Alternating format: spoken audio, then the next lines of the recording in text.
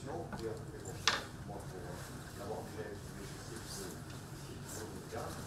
Donc, juste pour dire aussi que les activités du CCU, ce sont des conférences, mais aussi des stands, et que les stands sont sous l'égide de Jacques Thiers, qui nous a parlé, et nous organisons, et que c'est un cycle de moments entre créativité, conférences, convivialité culturelle. Ce que je voulais dire, c'est qu'aujourd'hui, vous nous voyez donc un peu, comme qui dirait, en nombre réduit, mais ravis de retrouver certains que nous connaissons et d'autres que nous avons plaisir à rencontrer. On n'a pas assez peut-être signalé qu'à Mouzanos, chacun peut s'exprimer, on parle de lecture et de qualité de lecture ou de compétences de lecture, mais aussi d'impression de lecture. Donc quelqu'un qui n'a lu que quelques textes, quelqu'un qui ne sait pas, qui n'a pas vraiment les mots pour parler de narratologie ou de toute cette science d'étude des textes, peut très bien prendre la parole en disant « moi ça j'ai détesté, ah, ça m'est tombé des larmes de petites pages » ou bien « j'ai adoré ce livre, je ne sais pas pourquoi ». Bon voilà, ça c'est quelque chose que je répète inlassablement, c'est pourquoi tout le monde peut prendre la parole. Et c'est à dessein, et on le répète, nous n'avons pas le souci de paraître savants, parce que nous ne le sommes pas déjà, et puis ensuite parce que si c'est pour paraître savants, il y a d'autres instances, il y en a beaucoup qui existent, et elles ne nous intéressent pas particulièrement, parce que nous aimons la littérature, mais nous aimons aussi l'humanité. Donc pour nous, la littérature est une façon de parler à l'autre, et de toucher l'autre et d'entendre l'autre. Voilà, c'est en fait un biais, le livre devient presque un prétexte, mais disons que comme c'est une passion commune, c'est le lien et la façon que nous avons d'aller même dans la Corse la plus cachée, la plus reculée, puisque nous aimons aller dans le rural, comme dans des institutions qui nous invitent, et dans les villes où nous nous retrouvons dans des cafés. Pour commencer cette petite séance qui a un titre un peu pompeux, je ne sais pas, on avait eu une envolée lyrique le jour où Jacques Thiers nous a dit, donner l'intitulé de cette rencontre, on avait marqué « si », tout est littérature. Vous savez que le « si », ça s'oppose un peu. Ça supposerait que quelqu'un nous aurait dit « oh, la littérature, ça ne concerne qu'un petit domaine, c'est quelque chose peut-être d'un peu élitiste ou quelque chose à part ». Et en fait, c'était à partir de quelques constatations, on s'était dit, mais des échos de l'art dans la littérature, il y en a énormément.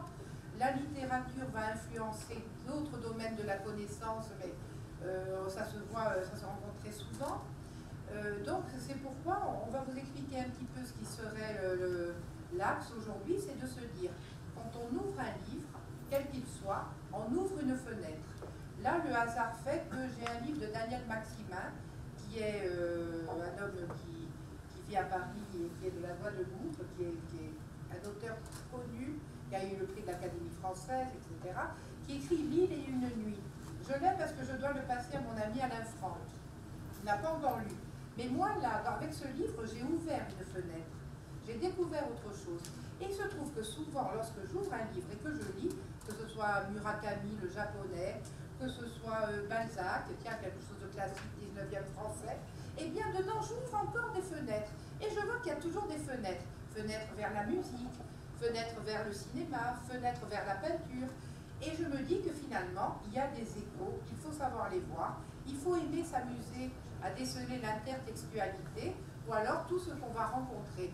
Je vais peut-être donner la parole tout d'abord à Laurent, parce que la démarche est assez originale.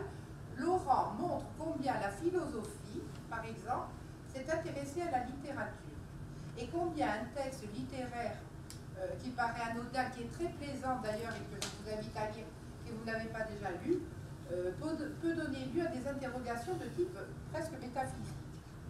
Alors, Laurent. Alors, hein? Bon, vous m'entendez, donc ça va. On s'allume.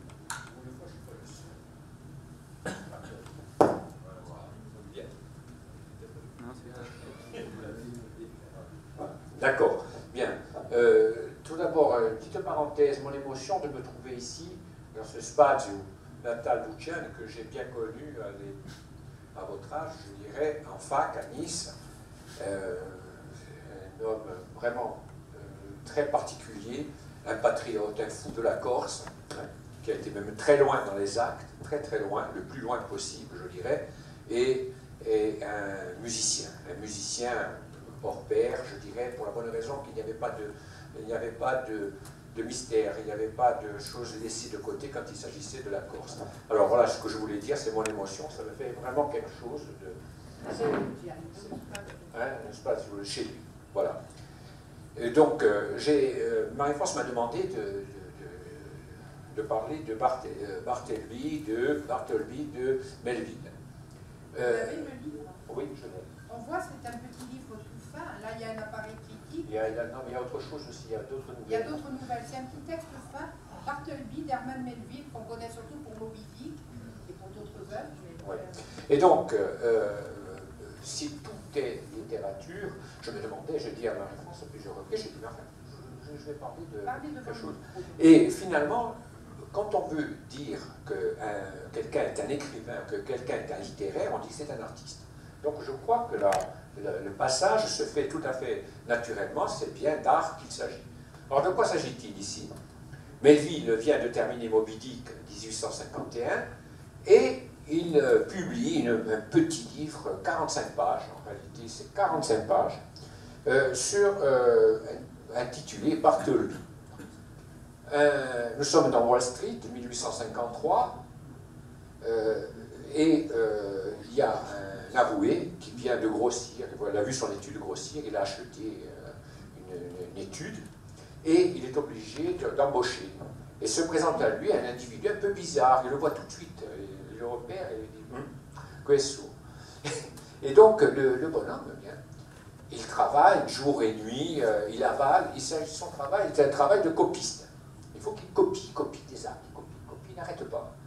Et un jour, très vite, enfin quelques jours après, il lui dit « Bartleby, j'ai besoin de vous, il faudrait collationner vos textes parce qu'on ne peut pas les laisser partir comme ça, vous ne vous rendez pas compte, s'il y a une erreur, une seule erreur, dans un de vos textes, pas mal copié, ça peut poser problème au point de vue juridique. Nous sommes chez un avoué au tribunal. » Et donc, l'autre lui répond « Raoul préfère notre, je préférerais ne pas. » Pardon?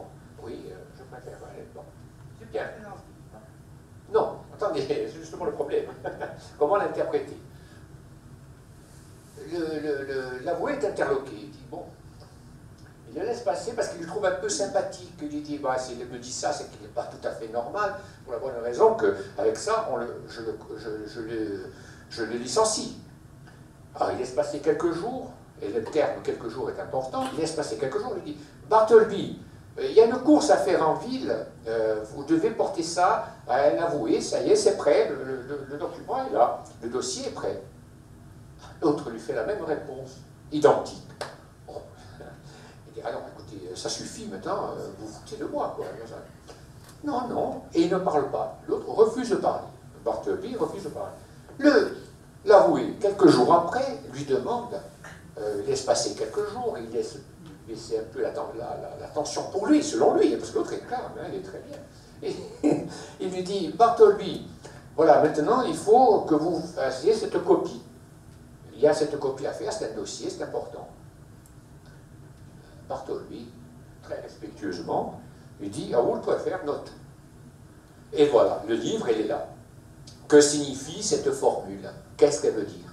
Parce qu'en même temps que cette formule ne se déploie pas, reste telle qu'elle est, l'avoué, lui, voit naître en lui une espèce de mélancolie d'abord, et ensuite une espèce de Deleuze, où il y a dans ce livre une analyse de Deleuze, il voit de l'homosexualité, bon, enfin, bref. Et il voit une certaine attirance, une certaine compréhension. Et à la fin, avant le licenciement, parce qu'il a dit, écoutez, si vous continuez comme ça, moi je ne pourrai pas vous garder, vous comprenez bien que je suis obligé de vous licencier, ça me fait vraiment de la peine, vous devez partir, monsieur. Non, je ne partirai pas. Bien. Alors, si vous ne partez pas, des jours passent, il dit, si vous ne partez pas, ben, c'est moi qui pars. Je m'en irai, moi. L'autre, il dit rien d'ailleurs. Il s'en va, il déménage, et un beau jour, il se dit, mais qu'est-ce qui sera devenu Bartleby? Il a une espèce de doute, le patron, là, l'avoué. Il va, il revient dans son étude ancienne. Bartleby, qu'est-ce que vous faites là? Et je suis là, moi, rien, je vis. il continuait à vivre, il mangeait bien, il ne bougeait pas, etc. etc. Et l'avoué s'était aperçu que toute l'équipe, là, les trois, il y avait 3 clercs, gingembre, dindonneau et pincette. Pincette n'a que 12 ans, mais enfin, ils sont 3. Tout le monde parle comme Bartleby. Je préférerais pas, non, mais les autres, bien sûr, sont un peu plus explicites, ou un peu plus locales. Et l'autre, non, et pas. Voilà l'histoire. Finalement, c'est une histoire qui va très très vite. Bartleby est interné, évidemment, il perd la tête et il meurt. Voilà. Alors, quelle est la signification de ce livre qui est vite mené, 45 pages, le livre, même pas 50, hein, et qui est une révolution, parce qu'il faut imaginer que nous en sommes encore à Zola, Flaubert, Victor Hugo, avec les trucs, et là, on en est déjà à ce que je pense, moi, l'existentialisme au moins, sinon plus, on introduit ce qu'on appelle l'absurde. L'absurde dans la littérature, mais à une vitesse grand V. Alors, le problème, Howard préfère notre... Bon, je fais attention parce que j'ai à côté de moi mon ancien professeur d'anglais, qui... Voilà. Et donc, comment le traduire? Eh bien, la traduction littérale, simple, je préférerais ne pas. Littéraire, hein, littéralement. Je préférerais ne pas. Et alors, tout le monde a remarqué que ça ne convient pas, qu'il faudrait quand même un minimum. Et Deleuze dit, curieusement, il y a 10 expressions littérales comme ça, principales. Moi, j'en ai compté 25, encore quelque chose qui me paraît un peu bizarre. Donc, Deleuze a mal compté. Il a mal compté parce qu'il compte d'une autre façon. C'est qu'il ne voit pas, à mon avis, hein, c'est qu'à la fin du livre, disons à partir de la page 35, Bartleby, quand on lui pose la question, monsieur, voulez-vous faire ceci, voulez-vous faire cela, il est explicite, il commence à parler. Très peu, mais il dit. Et il entretient surtout une conversation avec le patron, en disant, vous savez, moi je ne vois pas l'utilité de faire cette démarche, bon, je ne vois pas. Et donc il y a quelque chose qui naît quand même. Et alors, comment le traduire? Je préférerais pas. Est-ce une négation? Est-ce une acceptation? Qu'est-ce que c'est? Alors, moi je crois que je préférerais, je vois qu'on me surveille de très près sur mon côté droit, Howard préfère, il y a d'abord le moule, qui est une ouverture, mais il note tout. Ensuite, c'est la traduction. Sa traduction, j'ai demandé à Carla, l'autre jour en voiture, regarde un peu. Un enfant de 14 ans. Je lui ai dit, regarde un peu sur le net, je ne sais pas comment vous dites, là. Not tout, non, mais not tout, ça se dit aussi pas trop. Ce qui veut dire qu'il y a 3 ouvertures dans cette locution, je dirais. Je préférerais, d'abord, c'est pas non, je dis non, ce n'est pas ça. Je préférerais, note tout. Note tout, ça veut dire aussi pas trop. Ce qui veut dire qu'il y a tout, tout le langage que l'on veut ouvrir, il est possible. C'est l'autre. Bartleby, c'est l'avoué, il me semble. Bon, Laurent. Oui. Très bien. Moi, ce qui m'a... Je peux dire quelque chose. Oui. À propos de la langue Non pas, oui, à propos de la langue corse, et pas du tout pour continuer, simplement pour dire que cette nouvelle vient d'être traduite en Corse par Jean-Guy Talamone, qui, vous la trouverez dans... Ah, ben voilà. C'est très intéressant. C'est quoi la traduction? Oméga Badante. Voilà, Oméga Badante. Eh bien, ce n'est pas je dis non. Ce n'est pas Oméga Badante. Voilà. Voilà, donc l'ouverture, elle est là. Alors, l'explication, quelle était? L'explication, c'est que tout le monde, je crois que Marie-France m'a dit qu'il y avait 300 interprétations, quelque chose comme ça. 300 interprétations sur Google de l'expression, mais la difficulté, justement, lorsque on a lu celle de Jean-Guy Talamone, qui dit Oméga Badante, Avery à mon Oméga Badante, je crois qu'il dit. Ce qui est intéressant, c'est de voir que là aussi, vous n'avez pas été satisfait. Enfin, plus vous en êtes présenté. Il vaut mieux ça que le départ de Deleuze. Hein. Oui, ça, mais on a une difficulté oui, à vraiment prendre c'est cette expression, voilà. à être satisfait de sa traduction complète. C'est vrai que c'est quelque chose de très ouvert. En tout cas, moi je conseille la lecture de Bartleby. Vite C'est lu, une hein. petite nouvelle vue comme ça. Ça n'a l'air de rien. Il y a un charme fou. D'ailleurs, énormément de personnes l'ont lu. On commence, et c'est quelque chose qu'on lit d'un trait. Vraiment, ce n'est pas pour rien que, par exemple, que Jean-Guy, Calamone et d'autres ont voulu la traduire, c'est qu'il y a vraiment un grand charme. Et ça pose le problème aussi de l'entrée de l'absurde hein, en littérature, de la découverte avant Kierkegaard et de nombreux autres, l'absurdité de l'existence qui est posée crûment. Oui, voilà, là je ne suis pas d'accord avec eux. Si vous permettez, hein, 2 secondes, juste 2 minutes. Deleuze dit la formule, à vous le préfère épuise le langage. Déjà, épuiser le langage, ça nous épuise à nous. Voilà. Mais à mon avis, la façon dont il pose la question, Bartleby, c'est lui, hein, pour retenir, c'est que, à mon avis, il n'épuise pas la raison, il n'épuise pas la logique et le discours. Non pas le langage, le discours. C'est tout à fait différent. Je crois que là, il y a quelque chose à voir, notamment dans un milieu universitaire. Je crois que c'est très intéressant. Parce que, par exemple, il y a quelque chose qui est frappant, c'est que le patron, l'avoué, ne se nomme pas, ne s'identifie pas. Il dit « je ». Et on ne connaît pas son nom. Et puis, il a une série d'attitudes qui n'est pas véritablement logique. Pourquoi refuse-t-il la sanction? Pourquoi attend-il quelques jours? Pourquoi fait-il toujours référence quand il y a quelque chose de fort, d'important, où il arrive à un point, et ça va très vite, sur 2-3 pages, il arrive à un point où il faut se rapprocher à la vérité. Il dit, je pense à l'affaire Colt, qui est une affaire de crime atroce aux États-Unis. Il parle même du savon de Marseille. Oui, comme ça. Oui, un peu comme les auteurs. Il bloque la chose pour partir sur autre chose. Et 100 chapitres. Tout d'un coup. Bon, merci Laurent. Il y avait Drouvelic qui voulait ajouter quelque chose. Je ne peux ajouter pas vraiment, mais poser une question, je dirais. Oui. Est-ce qu'on peut le rapprocher avec le côté absurde de Kafka, par exemple? Oui. Oui, alors le côté absurde, justement, 2 secondes, juste, je fais vite. Hein. Le côté absurde, c'est que je m'aperçois en lisant Bartleby, que l'avoué a un discours très très logique. Très logique.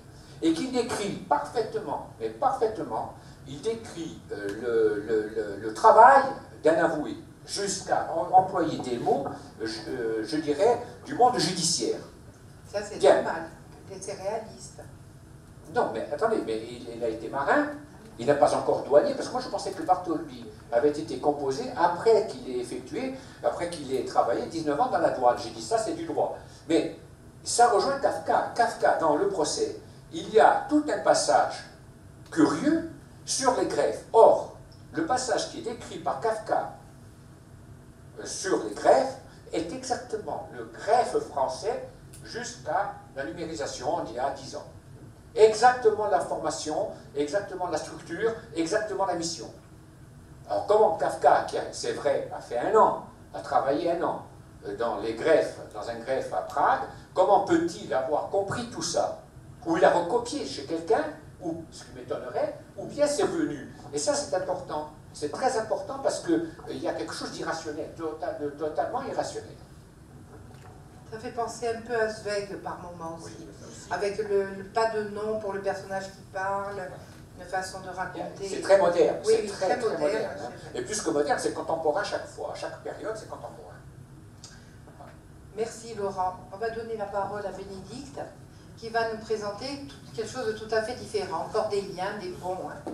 Oui, non, ça n'a rien à voir. Donc quand effectivement, de façon un peu grandiloquente, on s'est emporté et on a dit tout est littérature, on voulait réfléchir sur les échos qui existent entre les différents arts. Et moi, spontanément, j'ai eu envie de réfléchir sur les liens qui unissaient le cinéma et la littérature.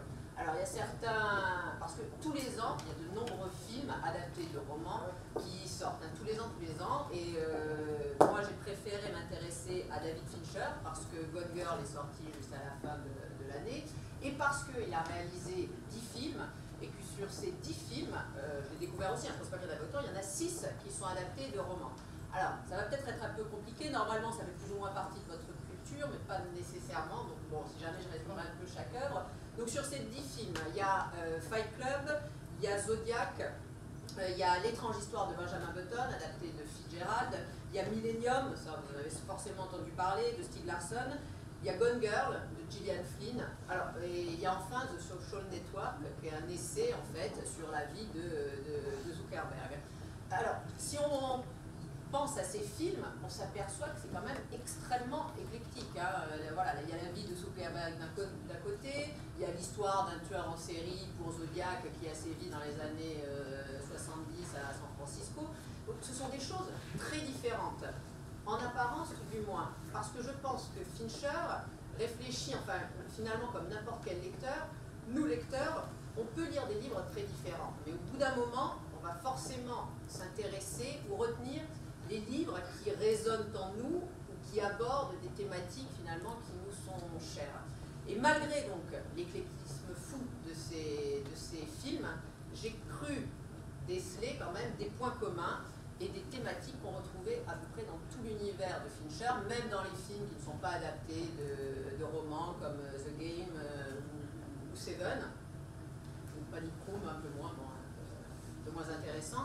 Donc, après, je ne suis absolument pas une spécialiste de David Fincher, je ne suis absolument pas une spécialiste de cinéma, mais je vais essayer de voir comment il a adapté ses romans et quelles sont les thématiques et surtout les obsessions, parce que je crois qu'il fonctionne vraiment comme ça, Fincher par obsession, comment il a essayé de rendre compte de cela dans ses différents films. La première chose, donc, quand il adapte ses romans, il est d'une fidélité absolue au texte. C'est-à-dire que vous pouvez prendre le livre, ouvrir le livre avec lui et suivre le film. À l'exception de Benjamin Button. Benjamin Button, tout le monde connaît l'histoire, on la rappelle brièvement, c'est la naissance d'un enfant qui naît dans le corps d'un vieillard. Et en fait, au lieu de vieillir, il va rajeunir. Chez Fitzgerald, c'est une nouvelle qui doit faire 30 ou 40 pages, que je n'ai pas trouvé forcément passionnante, et lui il en fait un film fleuve de 2h50. Donc c'est le seul, là il a pris énormément de liberté avec Benjamin Button. Après sur les autres romans, que ce soit Millennium, Fight Club ou même Zodiac, la fidélité est totale. On retrouve vraiment les scènes des livres, et même certains dialogues. Et la première chose, alors pourquoi est-ce qu'il s'est intéressé à ces films? J'ai remarqué que tous, ou presque, commençaient d'abord par la fin, et en général avec des images ultra violentes. Vous avez Fight Club qui commence comme ça, sur un homme qui est en sueur, attaché sur sa chaise, il a un revolver dans la bouche, et quelqu'un le menace. Dans Gone Girl, vous avez une femme qui est sur les genoux de son mari, apparemment une scène d'une tendresse absolue, et en voix off, il y a le mari qui se dit « j'aimerais bien lui ouvrir le crâne pour savoir ce qu'il y a dedans ». Et la question, il se dit « voilà, qui es-tu » Benjamin Button, j'allais dire par la force des choses, on commence par la fin, puisqu'il va finalement rajeunir. Et en plus, ça c'est ce qu'a rajouté Fincher, c'est en fait une femme qui va raconter son histoire, on comprend qu'elle a été la maîtresse de Benjamin Button, elle est sur son lit de mort, et elle raconte l'histoire de cet homme à sa fille dans une série de flashbacks. Donc le flashback est constamment présent dans les œuvres de Fincher, et je ne crois pas que ce soit un pur artifice, parce que Fincher est suffisamment maniaque pour que à chaque fois la forme et les éléments de narratologie finalement qu'il va choisir servent le fond. Alors pourquoi cet intérêt pour le flashback? Je le répète de façon quasi systématique, même dans The Social Network, vous avez Mark Zuckerberg qui est obligé de revenir sur son histoire parce qu'il est inculpé dans 2 affaires, et donc il est obligé de revenir sur la création de Facebook. Donc toujours comme ça le retour en arrière. Pourquoi, à mon avis, ça fascine, enfin ça intéresse autant Fincher, c'est parce que finalement ça concrétise l'écoulement du temps et le passage du temps, parce que c'est l'une, vraisemblablement, des obsessions de Fincher. Il revient toujours sur cette question, avec le temps qui nous est imparti, qu'est-ce que nous allons faire de nos vies? Le temps passe trop vite, il nous échappe, est-ce qu'on arrive à se construire, est-ce qu'on arrive à atteindre nos buts? Et ça revient dans de nombreux dans de nombreux films. Et dans Benjamin Button, c'est particulièrement intéressant parce qu'en fait, il y a une ampleur temporelle que lui permettait l'histoire. On traverse un peu toute l'histoire du XXe siècle, chose qu'il n'y a pas dans la nouvelle de Fitzgerald. Après, un autre point commun dans ces films, c'est ce qu'on appelle le goût pour le twist. Le twist, c'est une sorte de coup de théâtre qui se produit donc, alors soit aux 2/3, soit vers la fin du film, et qui vous amène, mais ça vous les avez aussi dans les romans, hein, et qui vous amène à une relecture complète de l'œuvre. Tout d'un coup, vous vous rendez compte que ce que vous avez pris pour la réalité n'est pas la réalité. Alors ça, c'est excitant en tant que spectateur et lecteur. Tout d'un coup, vous dites, vous n'avez qu'une envie, à la limite, c'est de relire le livre ou de revoir le film. Parce que du coup, vous voulez décrypter tous les indices que vous n'avez pas perçus. Et ça nous amène à une autre obsession, finalement, de Fincher, qui est que nous sommes toujours victimes des apparences. Et que finalement, nous ne savons pas où est la réalité. Et il joue comme ça sur la frontière extrêmement ténue qui existe toujours entre la réalité, le simulacre, entre la réalité et l'imaginaire et le simulacre. Ça, vous l'avez, bon, je pense que pas mal l'ont vu, dans Gone Girl. En apparence, vous avez un couple idéal, un très beau jeune homme, Ben Affleck, une merveilleuse jeune femme, ils sont beaux, ils sont jeunes, plus trop riches parce qu'ils vont être obligés d'aller, ils sont victimes aussi de la crise. Et ils vivent apparemment une vie idéale, jusqu'au jour où la femme disparaît et tout laisse à penser que c'est le mari qui l'a tuée. Mais on ne retrouve pas le corps.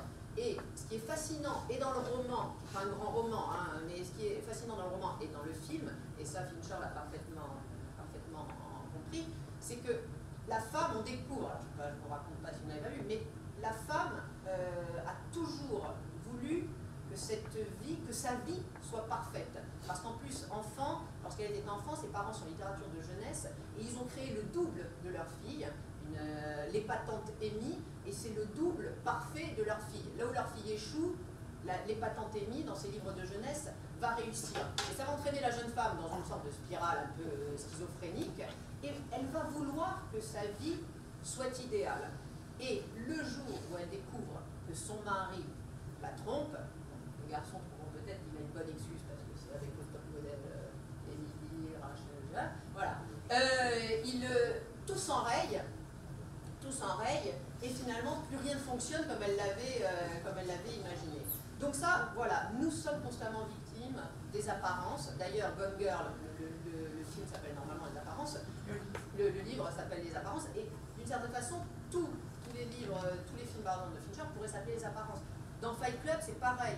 À un moment donné, donc vous avez cet homme, le personnage principal, qui va créer donc les Fight Club avec un autre personnage, c'est-à-dire des clubs de combat, où les hommes se frappent à main nue, sans chemise, etc., parce qu'ils ont en tête un vaste projet, qui est le projet Chaos, et qui est finalement un vaste programme de destruction, hein, dans une certaine forme de nihilisme, pour après repartir à zéro. Et le personnage principal croit avoir trouvé en cet ami, entre guillemets, Tyler Durden, croit avoir trouvé une sorte de personnage idéal, et il croit faire quelque chose de sa vie. Mais il se passe là encore quelque chose, et on se rend compte qu'au contraire, il passe peut-être à côté de son existence. Donc, voilà. Ouais. Il a quel âge, il est jeune, il a 52 ans. Et il a fait donc 10 films. Il va en faire encore beaucoup. Oui, il va en faire beaucoup. Et il a commencé, il a fait ça aussi. Avant, il était dans l'univers de la musique et du clip. Il a réalisé 50 clips. Et après, quand je dis que c'est une obsession, il y a des choses qui sont assez drôles. Il a réalisé par exemple un clip de Madonna qui s'appelle Bad Girl. Alors il s'arrange toujours en plus pour avoir, même dans les clips, hein, il y a Christopher Walken qui joue dans le clip. Et l'une des premières images, vous avez Madonna qui est allongée, morte. Et là, reflashback, on va découvrir dans le clip pourquoi elle a été tuée. Et l'enquêteur, c'est donc Christopher Walken. Là, allez, au bout de 3 secondes, la première chose qu'il fait, c'est regarder sa montre à gousset, regardez l'heure avec les aiguilles comme ça qui tournent à l'envers. Exactement comme dans Benjamin Button, où vous avez une énorme horloge qui a été construite par un horloger dont les aiguilles tournent à l'envers. Donc finalement, hein, pour conclure un peu là-dessus, ce que veut nous montrer aussi, j'ai l'impression, Fincher, à chaque fois, c'est que l'enfer est ici. Voilà, alors c'est évidemment... Ah ouais, l'enfer est ici. Il est sur Terre. Non, pas ici. Mais c'est toujours des variations sur le même thème. Après, ça, vous l'avez de façon évidente, même si c'est pas adapté d'un roman, mais vous l'avez avec Seven, où vous avez justement le personnage, le psychopathe, le tueur psychopathe, qui s'inspire de la Divine Comédie et qui réalise donc des meurtres en fonction des 7 péchés capitaux. Donc, la figure de psychopathe, évidemment, ça l'intéresse plus particulièrement. Vous l'avez dans Zodiac, vous l'avez dans Seven. Le regard qu'il porte sur les relations humaines, que ce soit familiales ou sociales, elles sont extrêmement noires aussi. Et en plus, bon, à chaque fois, ce sont quand même des êtres désespérément seuls. Même quand dans Benjamin Button, pour avoir un personnage qui est heureux parce qu'il est amoureux, ils sont amoureux, et puis c'est une belle histoire d'amour. C'est rare qu'il y ait de belles histoires d'amour chez Fincher. D'ailleurs, il n'y a pas beaucoup d'enfants non plus, hein, soit ils ne peuvent pas en avoir, soit ils ne peuvent pas en avoir. Ben, cette histoire d'amour est impossible puisque lui ne cesse de rajeunir. Et bon, à un moment donné, il se trouve à peu près en accord quand elle a 42 ans, mais lui, il va finir par devenir un adolescent et donc ce sera plus possible. Et après, voilà. Et voilà, il y a énormément de choses comme ça. Les failles aussi de notre système, une grosse critique de la société de consommation. Ça, dans Fight Club, c'est flagrant aussi. Hein. C'est d'ailleurs ce que veut évacuer le personnage que rencontre le narrateur. Une grande place aussi accordée, je ne vais pas tout aborder, mais aux journalistes. Parce que le journaliste, la position du journaliste est intéressante. C'est celui qui est censé, et les médias en général, c'est ceux qui sont censés nous rapporter la réalité telle qu'elle est. Mais en fait, ils vont utiliser cette réalité parfois pour la manipuler, ou eux-mêmes vont être manipulés par la réalité. Ça aussi, on le retrouve dans Gone Girl. Les médias qui tout d'un coup s'emparent de l'affaire, c'est super, ils ont une victime idéale avec Ben Affleck, et ils se jettent dessus. Et on finira, ce sera le dernier point, là encore, on ne peut pas tout aborder. Mais je le disais tout à l'heure, il y a Fincher qui vient de l'univers du vidéoclip, et quand même, la réalisation est extrêmement soignée. Tous ces génériques fonctionnent un peu justement comme des clips, et entre la musique qu'il choisit, hein, puisqu'il connaît bien les musiciens, à chaque fois il y a des univers comme dans un livre. On aime un livre parce qu'il y a un univers particulier, et on va aimer un film parce qu'on y retrouve un univers particulier. Ça, alors je le cite encore Seven, alors que c'est pas adapté d'un roman, mais c'est flagrant. Vous prenez le générique de Millennium, c'est absolument fabuleux, à la fois au niveau de la musique et de la réalisation visuelle, c'est quelque chose d'extrêmement maîtrisé. Donc j'ai l'impression que Fincher fait partie de ces auteurs qui arrivent, à travers des films très, très différents, à construire, comme n'importe quel artiste, une œuvre qui a une unité, une cohérence. Voilà. C'est pour ça que j'aime bien Fincher. Après, il y a plein de choses, ce sera une autre fois. Il y a beaucoup de succès. Oui, alors lui, après, ça dépend. Hein. Par exemple, Fight Club, ça a été une catastrophe, parce qu'on a dit que c'est un film qui fait l'apologie de la violence. Mais il est pas aimé. Mais en revanche, il est sorti à DVD, en DVD, et c'est grâce aux jeunes que Fight Club après est devenu un film culte. Parce qu'il y a des répliques de Fight Club qui sont reprises.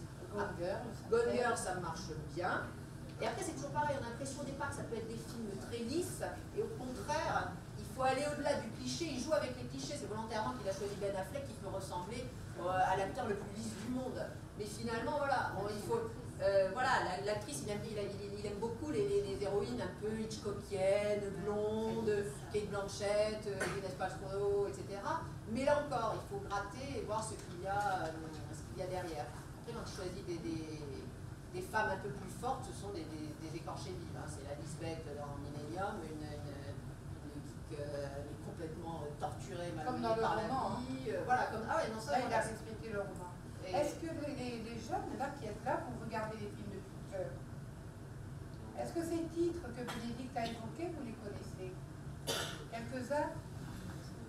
Gone Girl, par exemple, vous avez vu ce film? Non? Millennium, vous connaissez au moins le roman, non? Non, le roman, non. Ça a été un succès. Ah ouais, Millennium, la trilogie, l'homme qui n'aimait pas les femmes. Les hommes qui n'aimaient pas les femmes. Ah oui.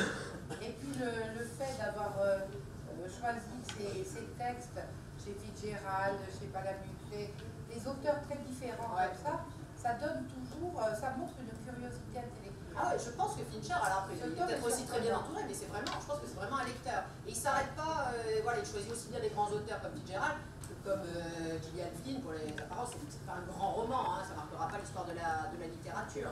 Mais et quand il a pris Fight Club, c'est une œuvre dont on peut se dire, moi quand je l'ai lu, au début, ça part dans tous les sens. On se dit, c'est un roman absolument inadaptable. C'est complètement baroque, c'est une série de flashbacks qui revient, on ne comprend pas, le personnage a l'air un peu fou. C'est compliqué. Mais justement parce que c'est un réalisateur qui maîtrise absolument tout, bon, et ultramaniaque hein, dans The Social Network, il raconte que la première prise, vous voyez, ce personnage qui part très vite, par Zuckerberg, il a rejoué 80 fois. Donc voilà, c'est un réalisateur sans doute un peu tyrannique.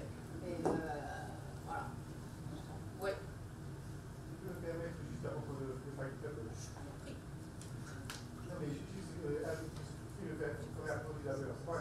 Personnellement, j'en sais trop rien, mais bon, si on entend 50 interprétations, Fight Club fait l'apologie à peu près tout ce qui existe sur Terre, c'est mon interprétation. Par exemple, ouais. Qu'est-ce que vous avez entendu? Déjà, effectivement, Apologie de quoi? l'apologie de la violence, entre autres, justement. L'apologie du nihilisme, évidemment. Ah ouais, le personnage principal est complètement nihiliste. Mais justement, alors bon, après on ne peut pas révéler le fameux twist, on ne peut pas parler de la fin, mais voilà. Mais on se rend compte que c'est pas du tout une apologie, c'est un simple constat sur la triste réalité de nos sociétés de consommation. Hein. Bon. Ouais, je pense que quelques-uns vont essayer de se le procurer, de le trouver et d'avoir. J'ai entendu aussi l'apologie de l'anarchie. Ah ouais, c'est un anarchiste, le personnage principal, ouais. Plus C'est curieusement, ce vers quoi il tend, hein, l'anarchie totale. plus curieusement l'apologie du fascisme, ça je cherche encore à comprendre le point. Oui, même l'homosexualité entre Brad Pitt et Edward Norton, ouais. Et Dans Millennium, il y a une allusion au fascisme. Ouais, mais à Millennium, c'est plus qu'une allusion, puisqu'à un moment, il y aura peut-être un complot. Ouais, c'est pour ça qu'il y a des choses qui reviennent comme ça. Et plus curieusement, alors là, je vais retirer le tout pour la fin. Attention. Je veux dire, le fait que ce film serait révélateur justement d'un complot international d'un complot international, au but c'est de faire précisément ce qui est dit dans le film. Ah, oui, puisqu'il y a le vaste projet Chaos qui est mis en place, je l'ai dit, hein, pour tout détruire. Après, alors, est-ce que c'est possible? Finch a théorie. Tant qu'il y en a qui suivent le combat. Ce qu'il faut quand même, sans rien révéler, c'est qu'à la fin de Fight Club, il y a quand même, c'était avant les Towers, il y a 2 tours qui explosent. Hein. C'est ce que j'ai pas osé dire, mais pas de gérer la fin. Non, parce qu'on ne révèle pas comment on Vous arrive là. allez trop nous en dire. Ouais. Est-ce qu'il y a quelqu'un qui, dans le public, a envie de juste d'évoquer même un titre, hein, si vous vous souvenez plus véritablement de l'histoire? Là, tous les gens sont libres. Ce que je veux dire, c'est vous avez sûrement en tête des titres de romans, de livres lus, et qui ont évoqué un tableau, une sculpture, ou qui ont parlé d'une musique, ou d'un film. Réfléchissez un peu.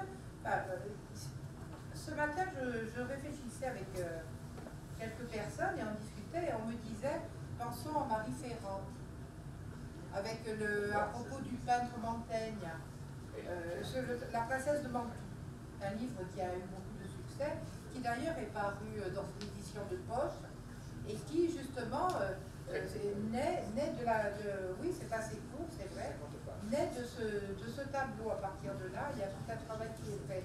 Pensons aussi à un livre à propos de la jeune fille à la perle de Vermeer, de Tracy Chevalier, où on apprend que Vermeer avait employé une petite jeune fille pour faire le ménage chez lui. Eux, c'était une famille catholique, elle, c'était une petite protestante de 16 ans qui rentre dans cette famille de 6 enfants, se met à servir, à broyer les pigments, à aider le maître à peindre, et un jour il l'a peint. Et quand il l'a peint, il se dit, tiens, je vais emprunter les boucles d'oreilles de ma femme, ce sont des belles perles, il les lui met aux oreilles, et c'est ce portrait si connu, enfin, c'est une interprétation, hein, la jeune fille à la perle, et dommage qu'on ne puisse pas le projeter, qu'on n'ait pas eu le temps de préparer, parce que, eh oui, mais on n'a pas pu amener notre outil à porter la clé avec des images prévues, et donc, on s'est rendu compte que, en lisant ce texte, les gens ont redécouvert la beauté de ce tableau, de la jeune fille à la perle, parce que la femme s'étant rendue compte de la présence de ce tableau et de la perle, des perles aux oreilles de la jeune femme, a supposé qu'il y avait une liaison et la jeune fille s'est retrouvée à la rue. Et comme ça arrivait souvent quand on était malheureuse au service des autres, se trouve à la rue, vraiment obligée de recréer une existence. Après, je pensais aussi, bon, il y a Balzac, le chef-d'œuvre inconnu. Il y a un livre de Roald Dahl, lui on le lisait quand on était petit, et on le lit encore, il a fait de nombreux romans pour enfants. Il y en a un où il imagine un personnage qui a sur le dos un tatouage du peintre Soutine. Et donc ce tome est obligé de se cacher sans cesse parce qu'on veut lui arracher sa peau. Voilà. Ensuite, il y a le fameux Judas de Léonard, de Léo Pérouse. Quand Léo Pérouse a voulu peindre la scène et que personne ne voulait faire Judas, et qu'il a volé l'image d'un homme ivre dans une taverne à soir, et que ce tome ensuite voit que dans toutes les villes où il va, on le fuit, on le regarde de travers, les gens ont comme quelque chose de négatif à son égard, et puis un beau jour, quelqu'un lui dit, mais c'est le Judas de Léonard. Et il se rend compte que, en fait, on lui a volé son image, et il vit le malheureux, il essaye de prouver qu'il n'est pas Judas. Et il y a énormément d'œuvres comme ça.